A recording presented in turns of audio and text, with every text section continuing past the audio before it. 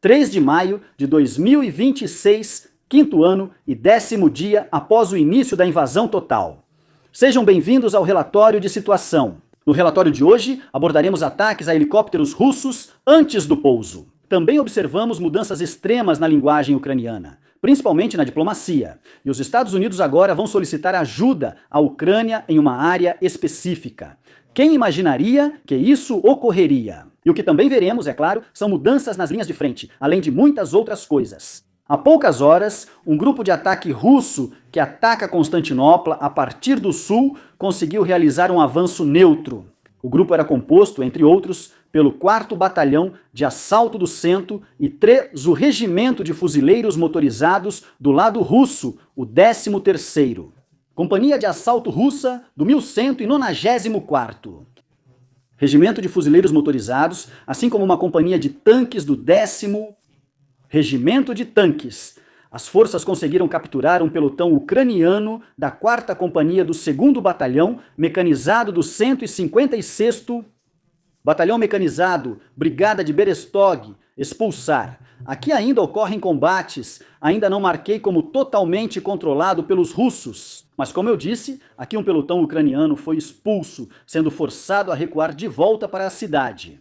Em seguida, tropas de assalto russas também ocuparam uma faixa de floresta a sudeste da vila. Essa é a faixa de floresta aqui embaixo, ao longo da estrada, e aqui, a leste de Berestog. Com isso, surgiu uma brecha na defesa ucraniana, no setor sudoeste de Kostiantynivka, por onde pequenas unidades russas puderam, pela primeira vez, avançar diretamente para a cidade. As posições recém-conquistadas são as mesmas já vistas em relatórios anteriores ao analisarmos esse setor da frente.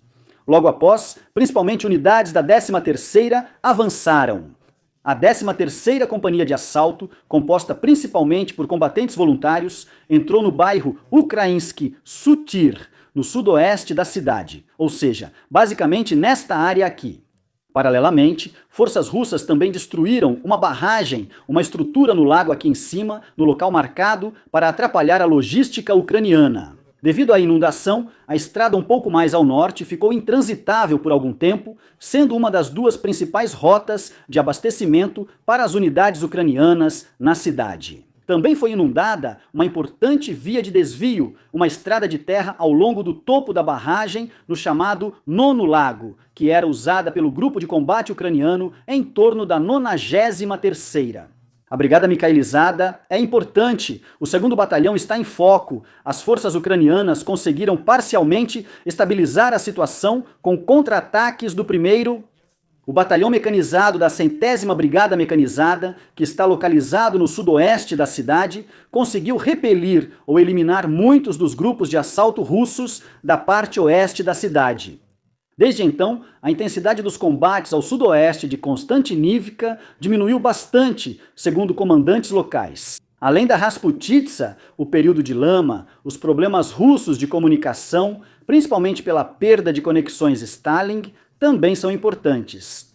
Grupos russos de reconhecimento e sabotagem continuam tentando avançar ao longo da borda oeste de um desfiladeiro em direção a Novosilka. Esta é a ravina que fica aqui, onde também é possível ver um pequeno corpo d'água. E é justamente aqui que principalmente a 2ª Companhia do 10º tenta avançar. Regimento de tanques continua tentando avançar em direção ao acesso oeste da cidade. Na região de Rulgepoli, onde analisamos a situação recentemente, ainda assim há imagens interessantes que mostram um soldado de infantaria russo que aparentemente foi cortado de suas rotas de suprimento. No vídeo, é possível ver o soldado sendo forçado a beber água suja de uma poça, aparentemente porque ele não tem acesso nem à água potável, nem a suprimentos. Essas situações se repetem quando pequenos grupos de infantaria avançam demais e acabam expostos ao fogo da própria artilharia ou superioridade de fogo. Quando o reabastecimento e as evacuações se tornam impossíveis, soldados rapidamente ficam em situação extremamente precária, como vimos intensamente em 2024 na região de Kharkiv, do lado russo.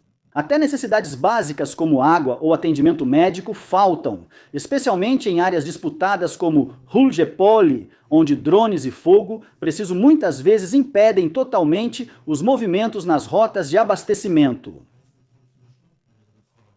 Um drone kamikaze atingiu um helicóptero russo K-20 e 7 quando ele tentava pousar em uma plataforma de petróleo no Mar Negro. Relatos dizem que o helicóptero se aproximava para pousar na plataforma quando foi atingido pelo drone. E essas plataformas têm sido frequentemente usadas pela Rússia desde o início da guerra como pontos avançados de observação ou logística, inclusive para comunicação por radar ou para apoiar operações em alto mar.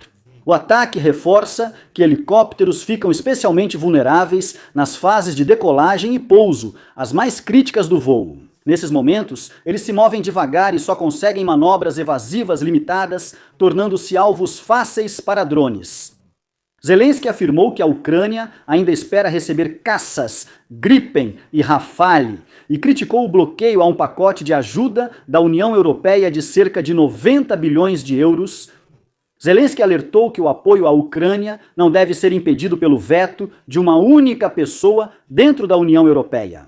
Acho que todos vocês sabem de quem estou falando.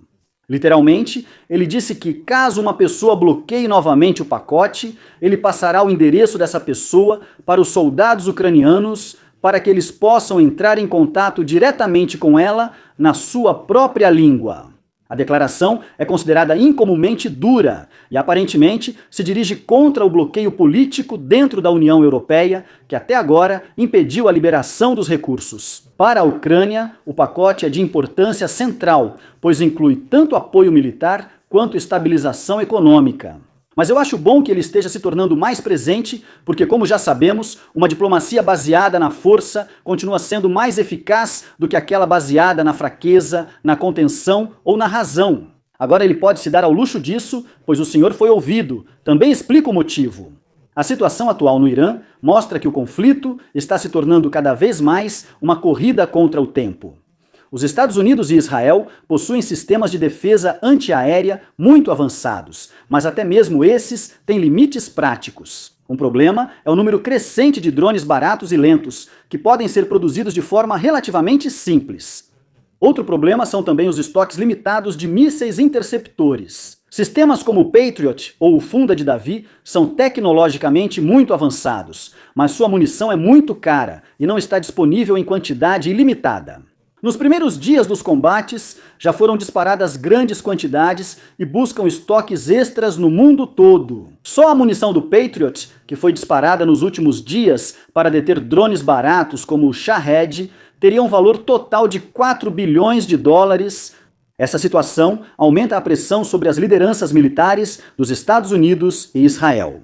Enquanto as estruturas de comando e comunicação do Irã continuarem funcionando e provavelmente continuarão por mais algum tempo, Teherã poderá coordenar novos ataques. Por isso, muitas operações hoje focam na infraestrutura, especialmente da Guarda Revolucionária, como instalações de comando, redes de comunicação e capacidades de lançamento. O objetivo é neutralizar rapidamente a capacidade de contra-ataques organizados. Se eles não conseguirem isso, então é de se esperar que ataques isolados em território israelense ou contra posições dos Estados Unidos na região possam mudar repentinamente a situação estratégica. E exatamente contra isso, um país em especial pode ajudar, que é a Ucrânia. Como já foi mencionado no relatório de ontem sobre o Irã, os ucranianos propõem fornecer sistemas baratos de defesa aérea contra drones, como por exemplo, drones de defesa, e em troca receber mísseis PAC-3, para seus sistemas Patriot. E para quem está pensando agora, o que isso vai adiantar ou o que o Zelensky quer com isso, eu só posso recomendar este post aqui que ele publicou hoje, pois ele explicou que os Estados Unidos pediram à Ucrânia apoio concreto na defesa contra drones Shahed no Oriente Médio. Segundo ele, já deu ordens para disponibilizar os meios eficazes e enviar especialistas ucranianos que possam ajudar na segurança e na operação das medidas de defesa correspondentes. Zelensky destacou que a Ucrânia apoia parceiros que também contribuem para a sua segurança. O intercâmbio de experiências na defesa contra drones integra essa cooperação, pois as forças ucranianas adquiriram vasta prática com drones Shahed desde o início da guerra. A Ucrânia ajuda parceiros que ajudam a garantir nossa segurança e a proteger a vida do nosso povo. Foi isso que ele escreveu no X. 200 prisioneiros de guerra ucranianos retornaram do cativeiro russo Isso foi confirmado por Zelensky, que também agradeceu aos Estados Unidos pelo apoio na organização da troca. Entre os libertados estão soldados que atuaram em várias regiões especialmente disputadas, incluindo alguns defensores de Mariupol, assim como combatentes das regiões de Donetsk, Luhansk, Kharkiv e Zaporizhia. Muitos que retornaram estavam há muito tempo em cativeiro. Para a Ucrânia, as trocas de prisioneiros ainda são importantes, pois costumam ser o único meio de recuperar soldados do cativeiro russo. Obrigado aos assinantes, membros e equipe do Algoritmo, em especial ao Tenente-Coronel Renek, Sila, Dietrich, Ferdinando e Meyerhofer. Inscreva-se, curta, comente e até o próximo relatório.